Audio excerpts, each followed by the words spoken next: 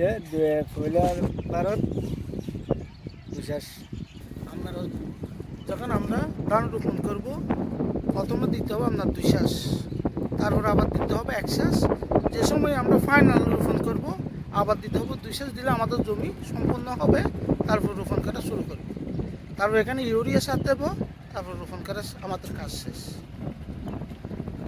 আমরা ট্র্যাক্টরটা মূলত আমরা ট্র্যাক্টর যে সময় আমরা বিলে এরকম শ্বাসের মধ্যে নামাবো, তখন একটা মিস্ত্রি বা টেকনিক্যাল ইঞ্জিনিয়ারের মাধ্যমে কাজ করব গাড়ির কাজ করে তখন আমরা শ্বাসের মধ্যে নিয়ে আসি। প্রথমত আমরা 2 নম্বরে গিয়ে দিয়ে একটু একটু জায়গা ভেঙে দিই আমাদের সহজ হবে জমির জন্য।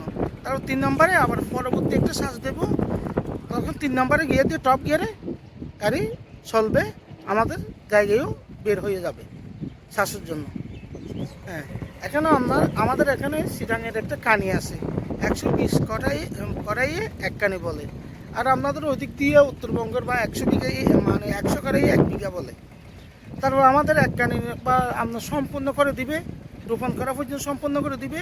তখন বাইরের ট্র্যাক্টরের দাম নিবে 2000 টাকা।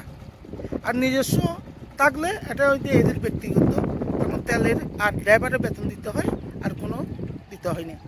এবারে ধরেন 800 বা 600 500 এরকম একটা মূল্য ধার্য করা হয় একদিনে। বছরে আমাদের 2 বার রোপণ হয়, একবার হবে বর্ষাকালে, একবার হলো শীতকালে। তখন আমরা তো ওই 2 সিজনের জন্য ড্রাইভারটা নিয়োগ নিই, আর মাঝখানে যদি কাজকর্ম না থাকে এক্ষেত্রে আমরা অন্য কাজে ব্যবহার করি। এটা যদি হঠাৎ করে যখন নষ্ট হয় বা আমার ড্রাইভার আছে, ড্রাইভার যদি না পারলে আমরা বাহির থেকে একটা মিস্ত্রি বা টেকনিক্যাল নিয়ে আসি, তখন কাজটা সেরে ফেলি।